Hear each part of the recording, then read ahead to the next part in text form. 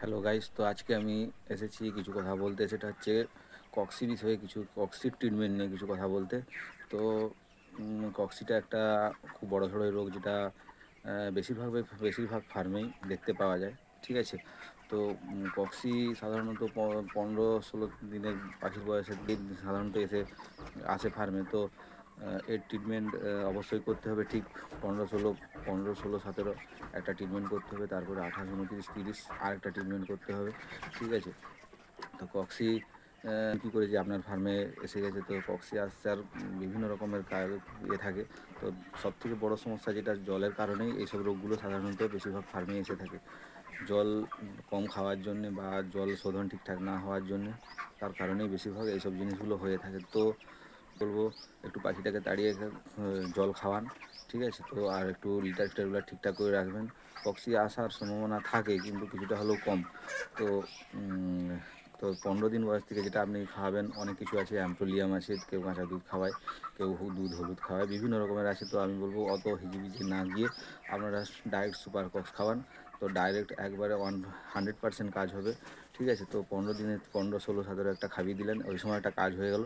কাজ হওয়ার পর আবার কক্সি রিটার্ন ঘুরে দেখা যেতে পারে। সেটা হচ্ছে 28, 29, 30 দিনের দিক করে একটা রিটার্ন আবার দেখা যেতে পারে। তো আরেকবার হালকা করে ডোজ, যে ডোজটা আপনি 15 দিনেই যে ডোজটা দিয়েছিলেন সেই ডোজটাই আবার দিবেন। ঠিক আছে, রিটার্ন।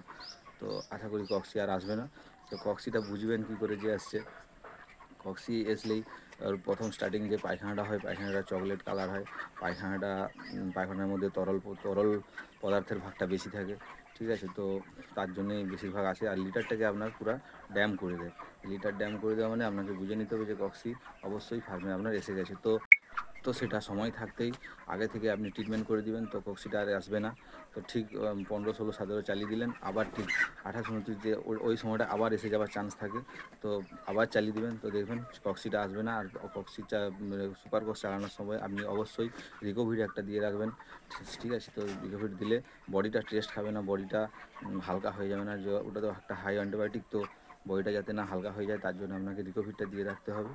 তো কোনো প্রবলেম হবে না, ওটা কোনো অসুবিধা নয়। তো ওটাকে আপনি সুপার বক্সটা আপনি 1000 যদি পাখি থাকে আপনার, তো আপনি 30 গ্রাম করে अब तुम्हारा मेरा एक है 2-3 ঘন্টা জলে খেয়ে নেবেন। তো খেয়ে নিলে ওটা ঠিকঠাক হয়ে যাবে। আর ঠিক সকালবেলার সময়ই আপনি চেষ্টা করবেন রিকোভিরটা দেওয়ার, দুপুরের সময় কখনোই দেবেন না, তাহলে পাখিটা লুজ মোশন হওয়ার চান্স থাকে। তো সেটা যাতে না হয় আপনি একটু সবসময় লক্ষ্য।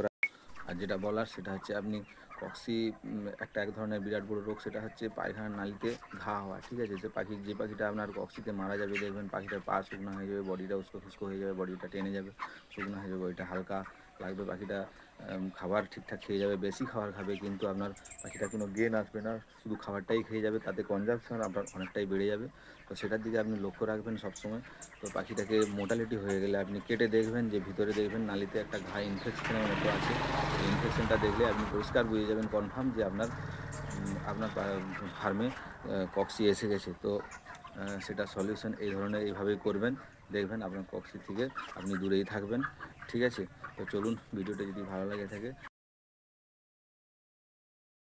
ধন্যবাদ। চলুন, সুস্থ থাকবেন, ভালো থাকবেন। Thank you.